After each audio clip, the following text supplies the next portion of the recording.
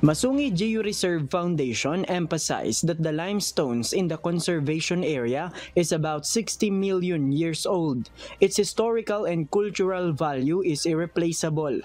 Billy Dumaliang, one of the trustees and conservationists of the Masungi, fears that a large-scale project of constructing a windmill in the area is a threat to the limestone.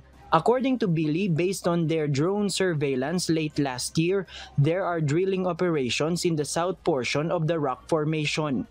It is a project of the Rizal Wind Energy Corporation, which is a subsidiary of a Singapore-based Vina Energy Group, which specializes in constructing renewable sources of energy.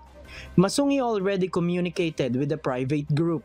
However, they show no interest in leaving the project. Mayroong planong magtayo ng 100 malalaking wind turbine sa ating Masungi Karst Conservation Area. At nakakapangamba ito dahil sinasabi ng kumpanya na nasa advanced pre-development stage na sila. Masungi described the project critical threat to the biodiversity in the conservation area, especially to the habitat of animals that are endangered. Gagawa ka muna ng road network. At para makagawa ka ng road network sa isang kagubatan, kailangan mong magputol ng maraming puno, kailangan mong patagin kung anumang nandoon, kung rocks yan o kaya bundok, para makagawa ka ng vast road networks required to make a wind farm.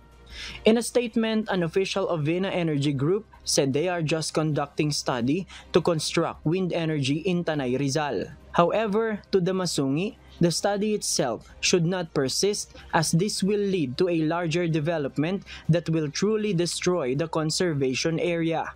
They also doubt if the project has a proper Environmental Compliance Certificate or ECC as prerequisite for such operations.